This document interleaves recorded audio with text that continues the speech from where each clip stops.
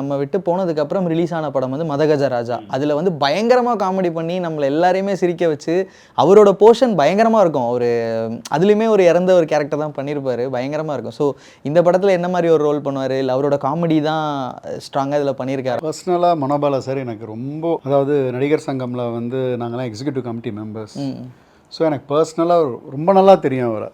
Shooting இருக்கோ இல்லையோ நாங்கள் அவர் ஆஃபீஸில் போய் உட்காந்து அவர் எங்களுக்கு சமைச்செல்லாம் போடுவார். சமைச்சு போட்டு அழகு பார்ப்பார்.